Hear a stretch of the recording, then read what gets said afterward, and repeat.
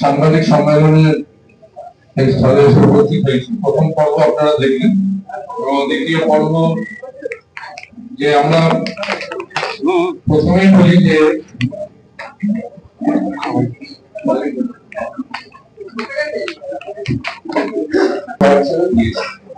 কেউ ভারতবর্ষের হয়ে খেলেছে, কেউ বাংলার হয়ে খেলেছে, এবং এখনো আমরা মনে করি যে বাংলার বাঙালি ফুটবল যেটা, সেই ফুটবলের যদি মূল কন্ট্রিবিউশন যদি দেখা যায় সেটা কিন্তু এই জেলার ছিল। আপনারা যদি কোষ্ঠপাল থেকে শৈলের বাংলা করেন,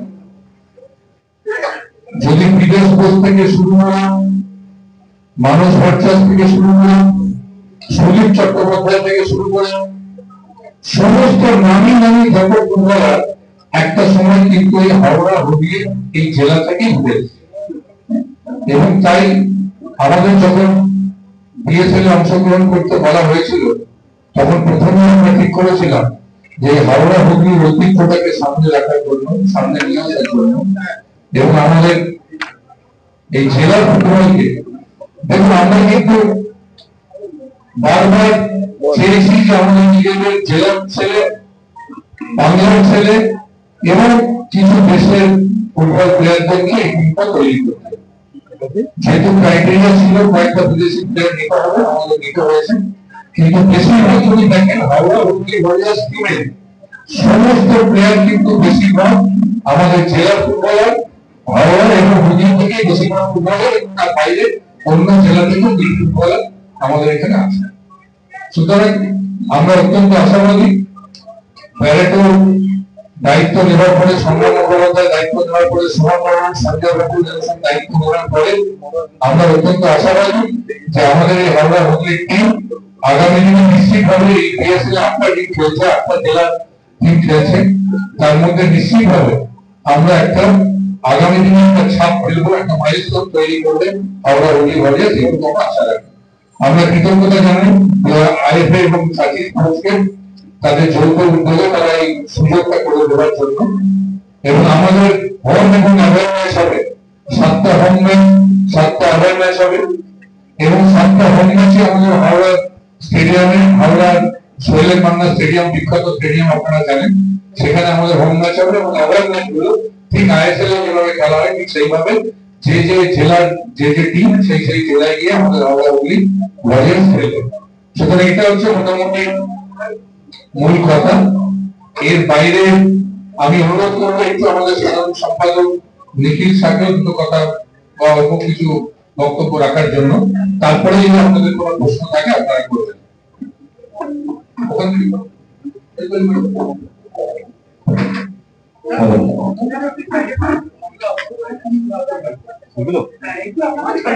সবাইকে আমার নমস্কার, প্রণাম।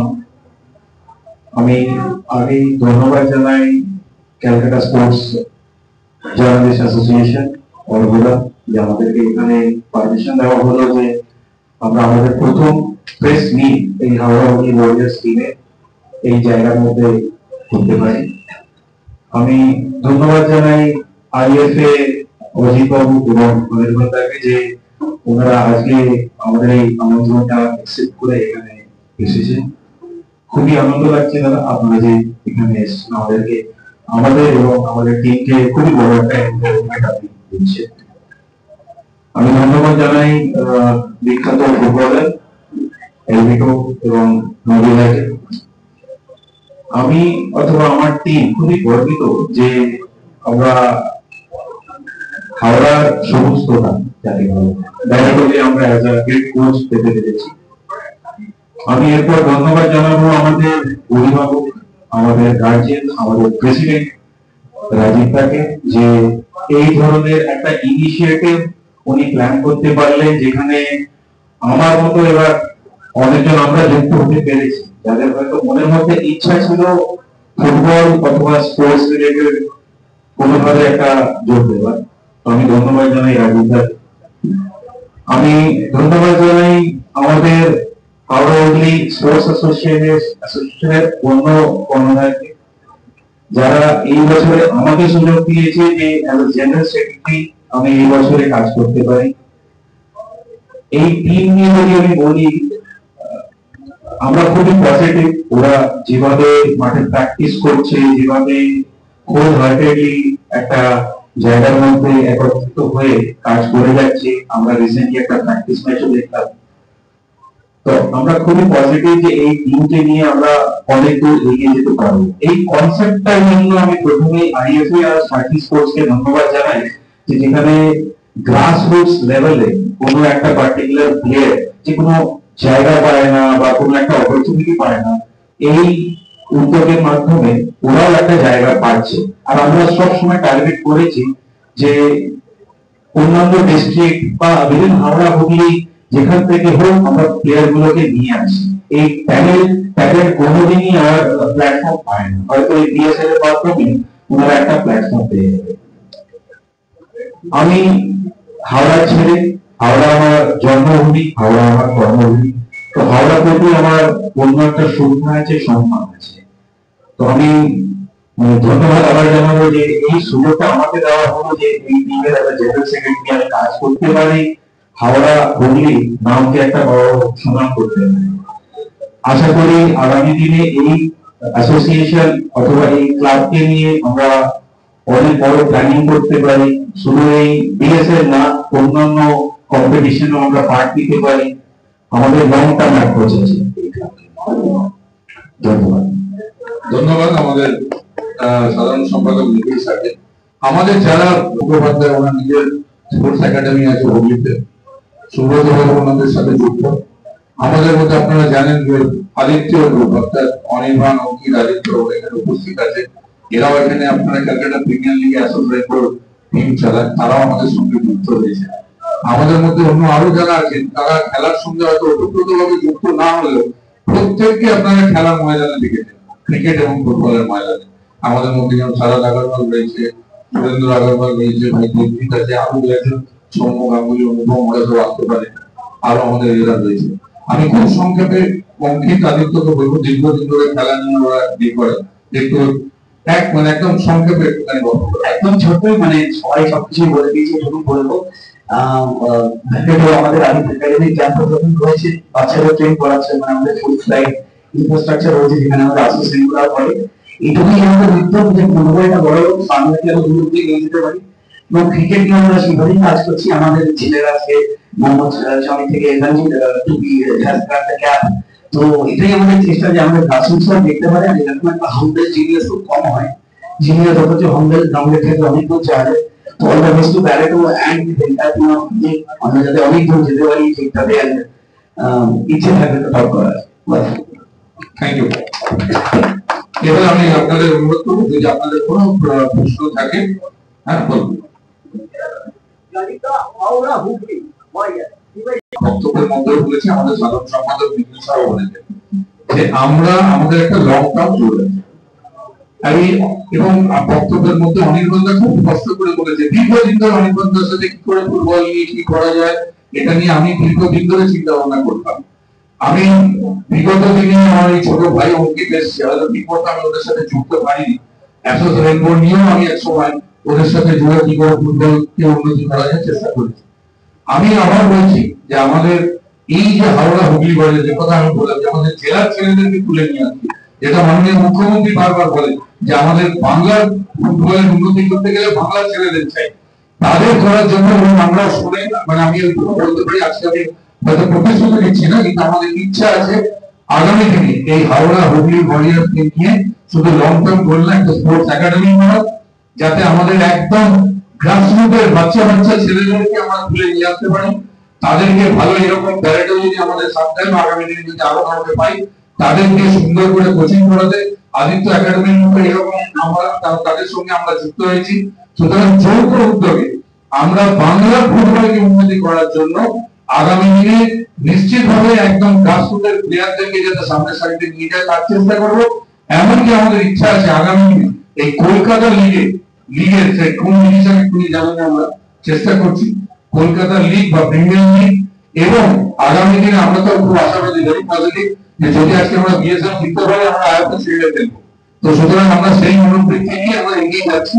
আমরা ক্যালকাটা লিগেও চেষ্টা করবো, প্রিমিয়ার লিগেও দেখবো, এবং আগামী দিনে আমরা চেষ্টা করবো যাতে আমাদের এই হাওড়া হুগলি বাজার যেভাবে এগিয়ে গেছে, যেভাবে অন্যান্য টিম এগিয়ে গেছে, আমরাও চেষ্টা করবো আগামী দিনে অন্তত যাতে এই টিম আই লিগ খেলে। এটা একটা আমরা অনেক মানে বলতে পারেন এগুলোকে নিয়ে পারমুটেশন কম্বিনেশন করেছি, রেখি হয়েছে। সমস্যা একটাই, হাওড়ায় ধরুন হাওড়া স্টেডিয়াম একটা রয়েছে, হুগলিতে আমরা চেষ্টা করেছিলাম, চন্দননগরের ওখানে একটা ছোট স্টেডিয়াম আছে, কিন্তু ধরুন ইনফ্রাস্ট্রাকচার সব জায়গায় ঠিক মতো, যেটা হচ্ছে আইএফএ এবং সাচিন যা ওদের ক্রাইটেরিয়া আছে সেই ক্রাইটেরিয়াকে ম্যাচ করাতে পারি। আমরা এই কারণে আমরা চেষ্টা করেছিলাম যে 4টে ম্যাচ এখানে 3টে ম্যাচে যদি হুগলিতে খেলানো যায়। আপনারা তো যারা হুগলির সাংবাদিক আছে তারা ভালো করে জানেন, মাঠ ভালো আছে কিন্তু স্টেডিয়াম সেইভাবে রেডি নেই, আবার কোথাও ফ্লাড লাইটের ব্যবস্থা নেই। সুতরাং এগুলো নিয়ে সমস্যা আছে এবং আমাদেরও হাওড়া স্টেডিয়ামে হয়তো কিছু খেলা করবো, কিছু হয়তো অন্য জায়গায় ফ্লাড লাইট যেখানে সেখানে আমাদের করতে হতে পারে। তো আমরা চেষ্টা করছি যদি এবছর না হয় আগামী বছর, এবং মাননীয় মুখ্যমন্ত্রী দেখছেন প্রত্যেক জেলায় জেলায় তিনি ইনফ্রাস্ট্রাকচার বিল্ড আপ করছেন, আগামী দিনে নিশ্চিতভাবে হুগলিকে নিয়েও আমাদের এটা প্রথম বছর মানে এটা শেষ বছর নয়, এটুকু বলে দিতেছে আমাদের প্রথম বছর মানে এই আমাদের চলবে এবং আগামী দিন হয়তো দেখা যাবে পরের বছর হুগলিকেই সব ম্যাচ করলাম, হয়তো দুটো একটা হাওড়া করলাম। সুতরাং আমাদের ইচ্ছা সবকিছুই আছে। স্টেডিয়ামের দর্শক আসন যত, উলুবেড়িয়া স্টেডিয়ামে দর্শক আসন ততটা নয়, কিন্তু আমরা যেহেতু এবং এটা দেখতে হচ্ছে আমাদের, যেহেতু হাওড়া স্টেডিয়ামটা হচ্ছে এমন একটা লোকেশনে যেখানে কমিউনিকেশনটা খুব ভালো, মেট্রো রেল রয়েছে, বাস সার্ভিস রয়েছে, যে কোনো লোকাল ট্রেন সার্ভিস রয়েছে, এবং হুগলির যারা আসবে তাদের পক্ষেও সুবিধা হবে যে হাওড়া ময়দানে থাকার কারণে একদিকে যেমন নর্মাল ট্রেন পাবে তেমনি কমিউনিকেশন সিস্টেমটা অনেক বেটার বলে আমরা আপাতত চেষ্টা করেছি। এখানে আমরা উন্নয়নটা আমাদের চিন্তা ভাবনা ছিল, কিন্তু দর্শক আসন এবং সকলের কমিউনিকেশনের প্রবলেমের জন্য আমরা আপাতত এই বছর হাওড়া স্টেডিয়াম থেকে বেছে নিয়েছি। কিন্তু উলুবেড়িয়া ভালো পেয়ে যাবে, উলুবেড়িয়াতে করো দাদা।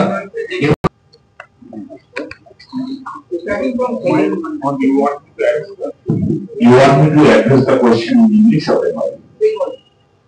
প্রথমত যেটা আমি বললাম যে স্পেক্টেটর ছাড়া ফুটবল হতে পারে এবং জেলা ভালো মানের খেলা দেখার সুযোগ খুব কম পায়। আপনি বলতে আপনি যদি জেলার সাথে যোগাযোগ থাকে আপনি নিশ্চয়ই জানবেন যে জেলা একটা ছোট ম্যাচ হলো 5,000 দর্শক হওয়াটা কিন্তু কোনো ব্যাপার নয়।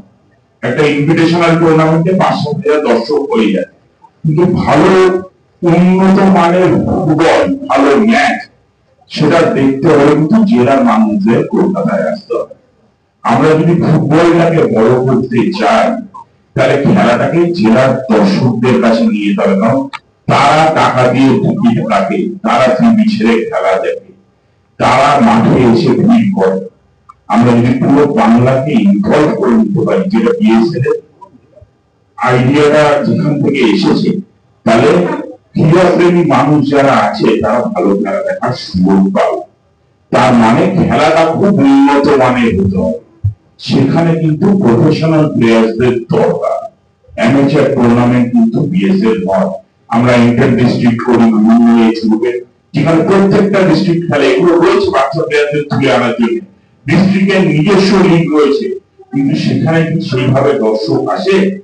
স্পেকটেটর এনগেজমেন্ট হয় না। আমরা চাইছি স্পেকটেটর এনগেজমেন্ট বাড়াতে। সেটা বাড়াতে গেলে প্রফেশনাল লেভেল ফুটবল আমার জেলায় নিয়ে যেতে হবে, আর সেটা ভেসেলটা হলো বিএসএল। এই যে এই টিমগুলো খেলবে, এই টিমের খেলা দেখতে মানুষ কিন্তু মাঠ ভরাবে, এবং এরাও কিন্তু গ্রাসরুট নিয়ে কাজ শুরু করছে। সবে আবার প্রথম বছর শুরু হতে চলেছে। গ্রাসরুট থেকে এরা নিজেদের প্লেয়ার তৈরি করবে। আগামী দিনে হয়তো দেখবেন এদের হোমগ্রাউন্ড প্লেয়াররা কলকাতা লিগে খেলছে, ডিস্ট্রিক্ট লিগে খেলছে এবং বিএসএল এর সমান ভাবে খেলছে, কিন্তু সেই জায়গাটা পৌঁছাতে হবে। Rome was not built in a day. তো স্পটের কথা যে আপনি দেখুন না, বিএসএল এর তরফ থেকে কতজন স্পটার আছে, কতজন স্কাউটিং এর কাজ করছে, এবং আমরা ডিস্ট্রিক্টের একটা সিনিয়র প্লেয়ারদের খুব বড় টুর্নামেন্ট প্ল্যান করেছি, যেটা শুরু হতে চলেছে। বিবেকানন্দ গভর্নমেন্ট আমাদের পাশে দাঁড়িয়েছে। আজকে কিন্তু আমরা যে স্টেপগুলো নিতে পেরেছি আমাদের মাননীয় মুখ্যমন্ত্রীর সাহায্যে, মাননীয় মুখ্যমন্ত্রীর সাহায্যে স্টেপগুলো নিতে পেরেছি, আমি বলবো খুব কম কাজ হয়তো হচ্ছে, কিন্তু সেটুকু কাজে বাংলা আজকে ভারত সেরা। আপনি যদি খুঁজে দেখেন যে কটা ন্যাশনাল লেভেল টুর্নামেন্ট বাংলা খেলতে গেছে, কোনোটায় রান, কোনোটায় চ্যাম্পিয়ন। এমন একটা টুর্নামেন্ট নেই যেটা ফাইনাল বাংলা খেলছে না। সেই জায়গাটা কিন্তু লাস্ট 2 বছর আমরা অ্যাচিভ করতে পেরেছি। কিন্তু কোনো কিছু ভালো শেষ হয় না, আরো ভালো আমাদের করতে হবে। সেটা করতে গেলে এরকম আরো খেলা দরকার, আরো ম্যাচ টাইম দরকার, ভালো প্লেয়ারদের ডেভেলপ করার জন্য কাজ দরকার। এই যে আজকে ভাইরা হুগলি ওয়ারিয়ার্স আসছে, এরা যদি ওখানে জেলায় আস্তে আস্তে ক্যাম্প তৈরি করতে শুরু করে, 2-3টে ক্যাম্প চালায়, সেখান থেকে কত বাচ্চা খেলার সুযোগ পাবে, কত বাচ্চা উঠে আসবে। তারা কিন্তু বাংলার ফুটবলকে আরো সমৃদ্ধ করবে। আমরা অলরেডি একটা স্কুল টুর্নামেন্ট করছি সুপ্রিম কাপ নামে, যেটা বেশ কিছুদিন ধরে চলছে। প্রত্যেকটা জেলায় খেলা হয়েছে। নর্থ বেঙ্গলের খেলা কয়েকদিনের মধ্যে শুরু হবে। নর্থ বেঙ্গলটা আটকে গেছিল, কারণ নর্থ বেঙ্গলের ফ্লাড হয়ে যাওয়ায় খেলা তখন করা সম্ভব না, এবং তারপরে শুরু হয়ে যাবে চ্যাম্পিয়নশিপটাও সুপ্রিম কাপে। সুপ্রিম কাপে বঙ্কিম কাপের মতো। হ্যাঁ, আমরা যেহেতু স্পন্সরের ব্যাপার থেকে সুপ্রিম নলেজ ফাউন্ডেশন আমাদের পাশে এসে দাঁড়িয়েছে, তাই টুর্নামেন্টটাকে আমরা সুপ্রিম কাপ হিসেবে প্রমোট করছি। কারণ ফুটবল শুধু করতে হলে ভাবলে হবে না, ফুটবল করতে টাকার দরকার আছে, তাই স্পন্সরের দরকার, ইনভেস্টরের দরকার। সেইগুলোকে জোগাড় করাও কিন্তু একটা কাজ, কারণ টাকা ছাড়া কোনো ভালো কাজ হয় না। শুধু ভালো কাজ করবো ভাবলে ভালো কাজ করা যায় না, করতে টাকা পয়সার দরকার।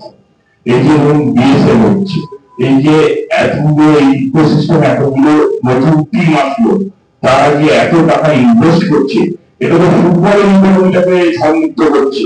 প্লেয়াররা টাকা পাচ্ছে, এত সুন্দর প্র্যাকটিস হচ্ছে, এত ভালো ইনফ্রাস্ট্রাকচারে তারা থাকছে, প্র্যাকটিস করছে, প্রিপারেশন হচ্ছে টুর্নামেন্টে। এটা সম্ভব হতো না যদি এই টিমগুলো পাশে এসে না দাঁড়াতো। এই প্লেয়ারগুলোকে আমরা আরো কিছুটা সুযোগ করে দিতে পারতাম। আমাদের লক্ষ্য থাকে এইভাবে বিএসএফটাকে আরো বাড়ানো, আমাদের খেলাগুলোকে আরো বাড়ানো। আমরা যে এই গ্রুপে খেলা করছি, আমার মনে হয় না ভারতবর্ষে কোথাও এতগুলো এই গ্রুপ নিয়ে খেলা হয়। আমার মনে হয় যদি এইভাবে আমরা এগিয়ে যেতে পারি, আগামী দিন বাংলা ফুটবলে কমান্ড নিয়ে চলবে, অর্থনীতি নিয়ে চলবে, এবং রাজত্ব করবে বাংলা ফুটবল সারা ভারতবর্ষে।